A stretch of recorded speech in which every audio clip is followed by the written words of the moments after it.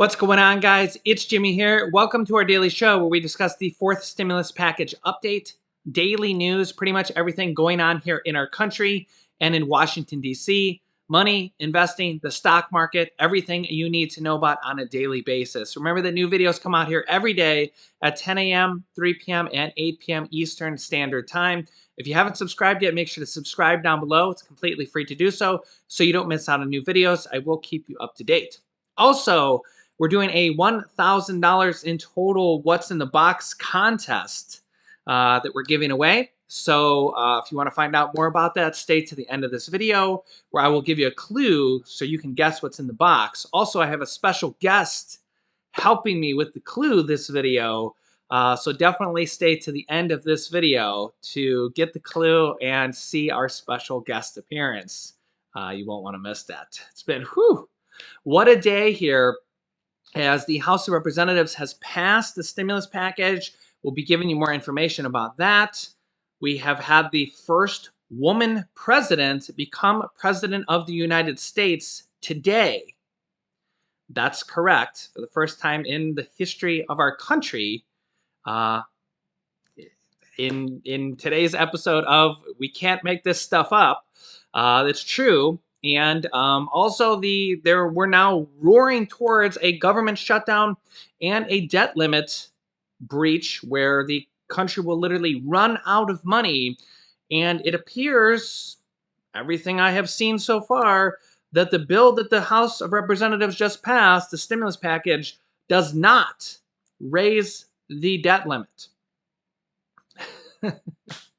In today's episode of You Can't Make This Stuff Up. So we're going to cover it all here in today's video. If you find these videos helpful, don't forget to hit the like button and let's jump right in. So that's right. Vice President Kamala Harris became the first woman president of the United States of America today for 85 minutes, while President Joe Biden underwent anesthesia for a colonoscopy. Yeah. So she became the president of the United States for 85 minutes. So she was officially president of the United States for 85 minutes today, marking a monumental achievement of the first woman ever to be president of the United States of America. So whether you love her or hate her, whether you're a Democrat or a Republican, really doesn't matter. To see a woman as the president of the United States for the first time ever is quite an achievement, and I congratulate her. No matter your political stature, whether you love her or hate her, it's quite an achievement to see a woman as the first time ever political or president of the United States, even if it's only for 85 minutes.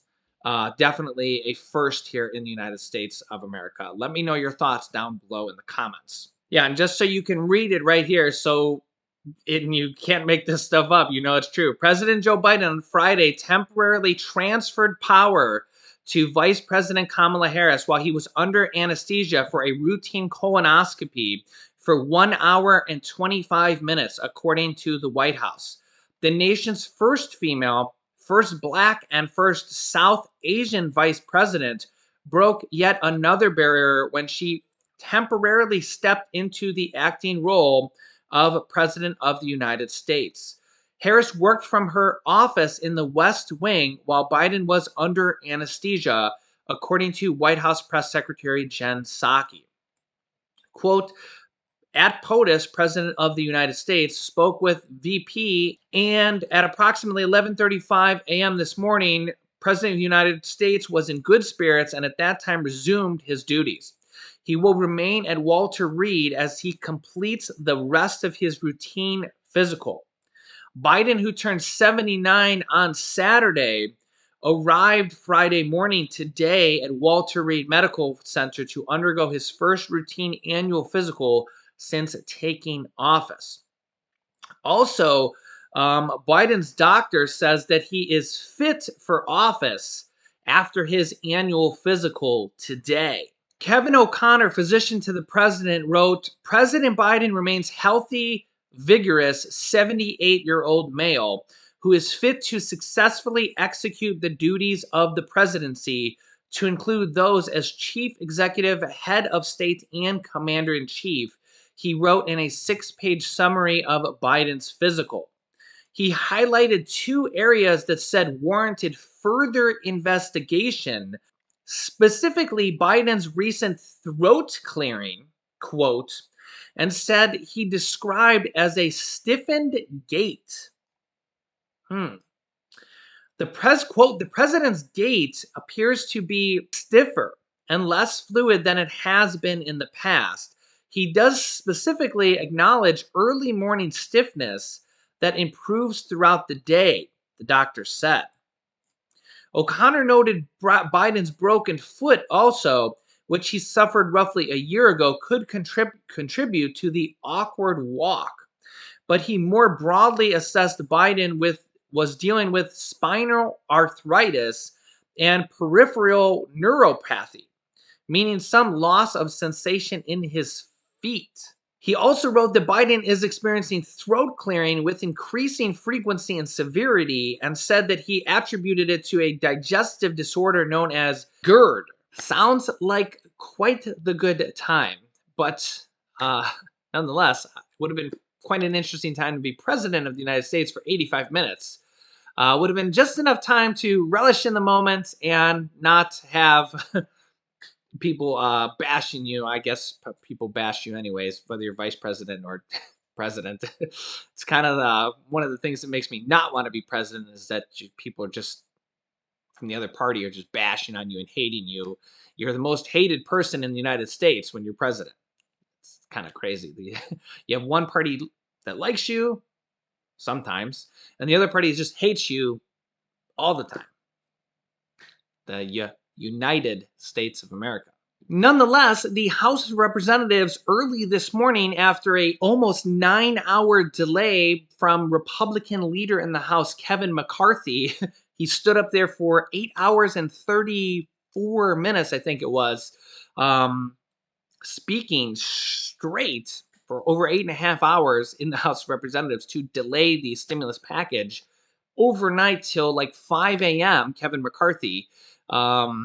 They finally voted on the stimulus package here this morning and passed it in the House of Representatives. President Biden called Nancy Pelosi. Now, President Biden spoke by phone with House Speaker Nancy Pelosi today to offer her congratulations. And they also released a statement. The White House released a statement from the president celebrating this win. That statement says, today, the United States House of Representatives passed the Build Back Better Act to take another giant step forward in carrying out my economic plan to create jobs, reduce costs, make our country more competitive, and give working people and the middle class a fighting chance. The White House hopeful that this bill will make good on some of those campaign promises Biden made back in 2020. But they are also keenly aware of the steep climb that this bill will face up in the Senate, as there are expected to be major changes made to the bill in order to win support from people like Senator Joe Manchin. But today, it's a moment of victory.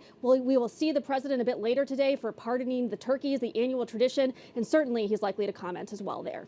So now that the House has passed the bill, it goes to the Senate. But as you heard her say, as most people are saying, including Senator Joe Manchin, this bill is probably going to be changed, if not significantly changed, in the Senate, which really means that this bill is not or will not be the bill that will be passed. So basically, this bill that was passed will become a rough draft of the bill. It'll be a first draft of the bill, and the bill will probably be significantly changed in the Senate. So what really happens here now, and what more importantly happens now, is what will the bill be that is passed in the Senate? What will the version be that's passed in the Senate? Another very important thing that's going to be happening here very soon is what will the Senate parliamentarian rule out? Okay, because if the Senate parliamentarian starts saying immigration's ruled out, this, that, and the other is ruled out, which who knows what else will be ruled out, pretty much that means they have to remove those things. Now remember that the Senate parliamentarian can rule things out, but the Democrats can basically overrule her if they get all 50 votes. So if the Senate parliamentarian rules something like paid family and medical leave, which is currently in the bill for 4 weeks on a national level. So if somebody goes to have a baby, or if somebody catches the virus and needs paid family and medical leave, they can get 4 weeks of paid family and medical leave paid for by the government. Okay. How exactly all this will work? Well, we'll have to see how exactly the bill is drafted by the Senate. Also, note that Joe Manchin has a lot of problems with paid family medical leave. But let's just say that the Senate parliamentarian takes this one specific item from the plan and says it doesn't abide by the reconciliation rules or the Byrd rules, BYRD, and it doesn't meet the reconciliation rules. It needs to be removed. Okay, chances are it would be removed. Now the Senate can vote on it, and if all 50 Democrats vote yes, and then the Vice President of the United States for that 51st vote, that gets the simple majority, then they can basically overrule her. The problem is Joe Manchin, as one senator, is very unlikely to vote against the parliamentarian. Doesn't mean it won't happen. Just him as a principal person means anything she rules out probably won't make it. Okay, as an example, the $15 an hour minimum wage was passed in the third stimulus check package by the House. Okay, and the Senate parliamentarian ruled it doesn't affect the national budget to have a $15 an hour minimum wage because it's not really paid for by the government. It's paid for by businesses. Okay. Now, the Democrats tried to, in the third stimulus check package, show how it would affect the budget, this, that, and the other thing. Nonetheless, the Senate parliamentarian ruled it doesn't really abide by the reconciliation process. If you want to pass a $15 an hour minimum wage, do it through a regular bill, which means you would need 60 votes in the Senate, which would mean you would need at least 10 Republicans, and Republicans are unlikely to vote for that. Whether or not you agree the minimum wage should be raised to $15 an hour, it's only $7.25 on a federal level. That was passed in the House on the third stimulus check package. The Senate parliamentarian ruled it out. They went to vote on it in the Senate just to see if they would get that 50 votes. They only got 42 senators to vote for it. Okay. Even though the House passed it with almost unanimous votes, because the parliamentarian said, no, that provision can't be in there, only 42 senators vote for it. So basically, just kind of as an example there, we're going to find out here over the course of the next few days or however long she rules here, the Senate parliamentarian, who's not an elected official. Okay, she's just a person that kind of works at the Senate. She's not elected as a senator. She's not a Democrat. She's not a Republican. So she's not elected, but she's been working there for many, many years. Her name is, actually, I remember it. I don't even need to look it up. It's Elizabeth McDonough. So Elizabeth McDonough is her name as a Senate parliamentarian. She's going to rule probably several different things might need to be removed here. That'll lower the cost of the plan. Remember that this bill, we just found out late last night, is not quite fully paid for. It's like $360 billion. Let me look this up. Okay, yeah, so the nonpartisan budget scorekeepers, the CBO, Congressional Budget Office, said that the bill would increase the budget deficit by $367 billion over 10 years. But this is the important thing here. The bill that does not include the $207 billion in revenue that the Congressional Budget Office estimate would be raised by providing the IRS with more money for enforcement. I don't know why they separated that out, because some people are running with this number, and it really, I don't know why they separated it, but nonetheless, they separated it, okay? So really, when you subtract this number from this number, it adds about $160 billion to the deficit, which over 10 years is $16 billion a year, which is really, really a small amount of number with the size of our country. Not that I'm picking sides or anything, but as my analogy was in the last video, the national defense, the bill they're trying to pass right now for the defense of our country is 700 and the number's slipping me right now. It's like $750 billion that we're spending on the defense of our country just for 1 year.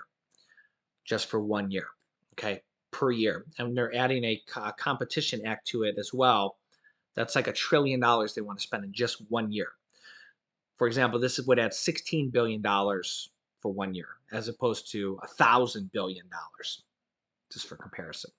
So here is Pramila Jayapal, Representative Pramila Jayapal from the Democratic Progressive Caucus, on her thoughts on passing this bill and what she has to say about this. I want to bring in Washington Democratic Congresswoman Pramila Jayapal, chair of the Progressive Caucus. It's so good to have you here. Thanks for rushing off the floor. Look, I saw the statement that the caucus just put out. You called this transformational legislation that should deliver immediate, tangible change. Tell us about that change and what you think this vote means. Well, I am so proud of Democrats today. I'm so proud of President Biden. We are delivering on universal child care, where most families are going to see their child care costs cut in half. We are delivering on universal pre-K. Every 3- and 4-year-old across the country will get pre-K. We are delivering on housing. We are bringing down the cost of housing and making the biggest federal investment in housing since our history. And we are taking on climate change and really cutting carbon emissions with a $500 billion investment in taking on climate change. We're also bringing down the cost of pharmaceutical drugs. But families are going to see that they're going to be able to pay $35 for insulin instead of hundreds and hundreds of dollars for insulin. So we're cutting costs across the board. We're investing in our next generation. We're investing in our planet. We're investing in our immigrants. And it is a big day for the country as we move this bill one step closer. Of course, the Senate needs to do its job now, but I am confident we are going to get that done. If we can, Congresswoman, I know you wanted assurances from Senators Manchin and Sinema before this vote happened. You didn't get them. How concerned are you about potential changes to the bill once it goes to the Senate? How optimistic are you that it gets passed looking very much like it does now? I feel very good about this. There was a framework that was agreed to. The vast majority of this bill is pre-conferenced with Senators Manchin and Sinema. I have had my own conversations with them, but this is, again, a place where President Biden has shown tremendous leadership. He had those negotiations, and that is why we ended up at the bill we ended up at. Now, there are a few things that aren't pre-conference. We're going to have to work those out, but I believe through my conversations and with those senators, as well as the President's own commitment that he is confident we can get 51 votes, we're going to get this done, and we're going to get it done before Christmas, hopefully in the first weeks of December, and people are going to see once again that government's got your back, that Democrats in the House, the Senate, and the White House delivered for them. We only have a minute left, but I do want to ask you about something the Republicans keep talking about, that this bill is not paid for. The CBO said even with revenue from the IRS, it could add $160 billion to the deficit. What's your response? Well, first of all, it's absolutely ludicrous that Republicans would be levying that criticism at us, because don't forget, they passed a $2 trillion tax scam that increased the deficit and by $2 trillion and put all of the benefits of that towards the top 1%. Here, we know that the IRS enforcement is going to make this bill completely paid for. The wealthiest and the biggest corporations are going to start paying their fair share. But the investment side is in working people, in poor people, in all Americans, not the wealthiest. And I think that is a massive difference. Congresswoman Pramila Jayapal, congratulations, and thank you so much, as I said, for rushing off the floor and coming to talk to us after the Build Back Better bill passes the House today. Thank you. Good to see you. Thank you. So the bill passes the House of Representatives, but now has to go to the Senate, where they will likely change, possibly significantly, the bill. Joe Manchin versus Senator Bernie Sanders. Bernie Sanders wanting to put more in there for the people. Joe Manchin wanting to possibly delete anything he doesn't like, along with the Senate parliamentarian possibly deleting anything that she doesn't like with the reconciliation rules. I also want to note that anything the parliamentarian deletes opens up room for other things to be added into the bill. Immigration comes out, that's $100 billion deleted, $200 billion deleted. Joe Manchin doesn't like this. Each of those is 50 billion or 100 billion, right? And you start removing things, and let's say you remove 4 or 5 different things, and that's 200, 300 billion dollars. That leaves potentially 200 or 300 billion dollars to add in for other things, as an example. So that is kind of what is going to happen when they go to the Senate. Anything can be added in the Senate. Additional stimulus checks, Medicare, the additional Medicare benefits, hearing and hearing aids is included in there for seniors, but not vision and dental.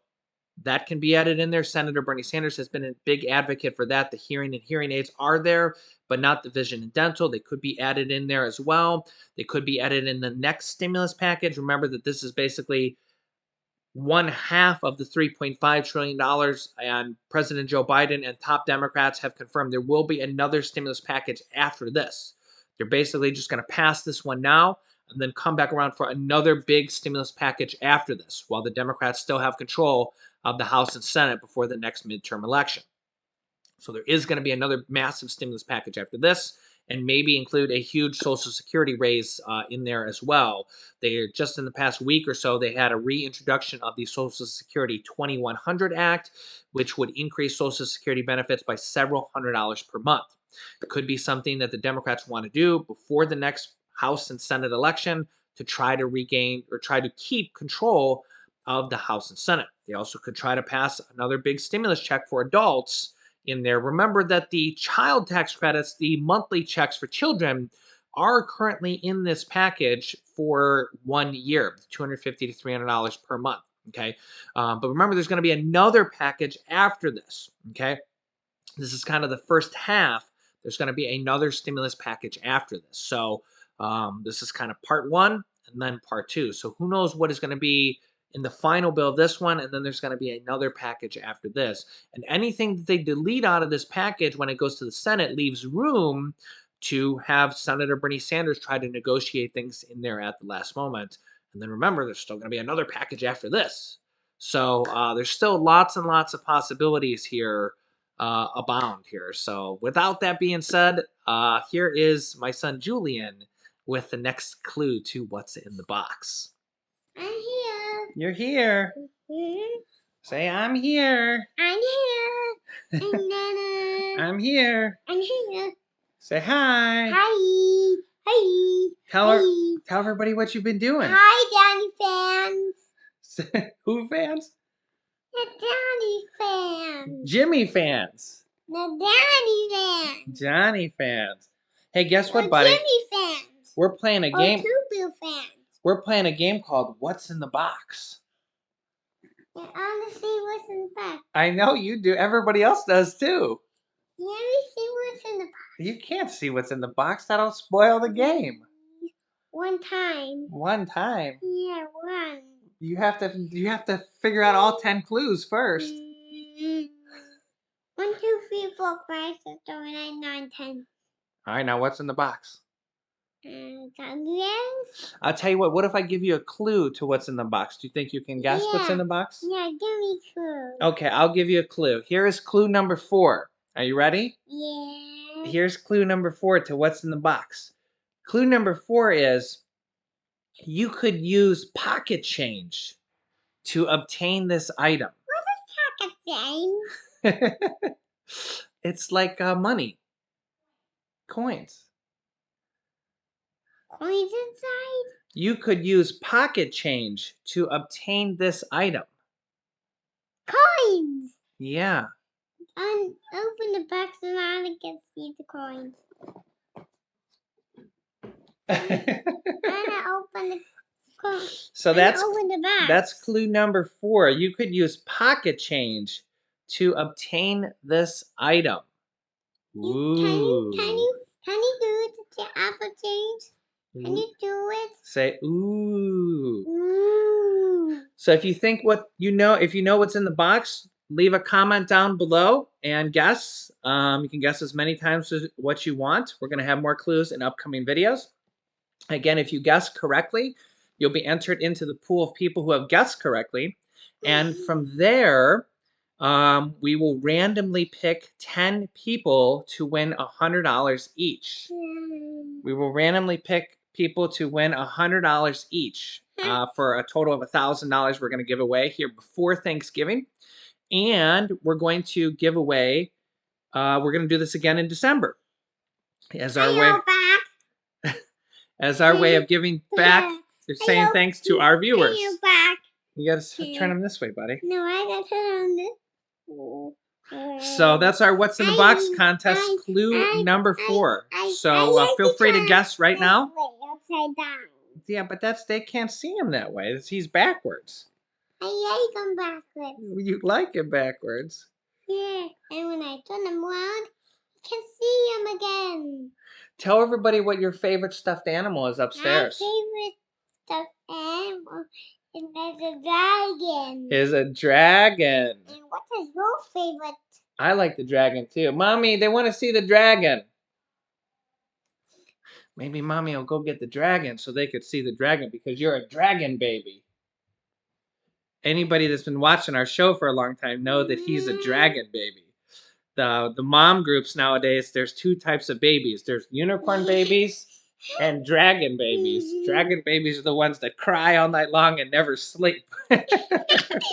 And that's how Julian was. He used to never sleep. He used to be up every hour. He still is up half the time in the middle of the night, but at least he sleeps now. Our little dragon baby. Our little dragon baby.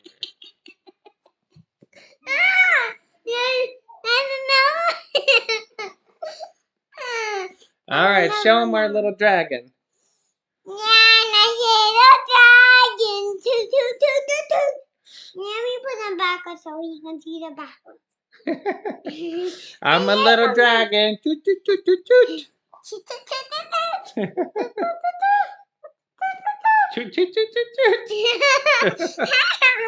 I'm a little dragon. Toot, toot, toot, toot, toot.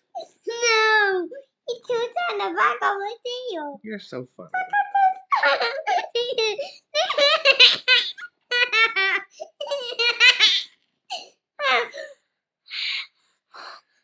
All right, can you say bye-bye to everybody? Bye-bye. Say we love you. Love you. And say make sure you stay tuned to the next clue. We see you in the next dun. So they can guess what's in the box. So we can guess in the box. Yeah, say we're going to do this again We can do this again. in December, which isn't that far away. So, all right, say bye-bye. We love you. Bye-bye. We love you. Say make sure to subscribe down below. Next time down below. And say click here to watch our newest, or say click here to watch our newest video next. To connect to the very do. Say, and we'll see you in the next video. You in the next Bye-bye. Bye-bye.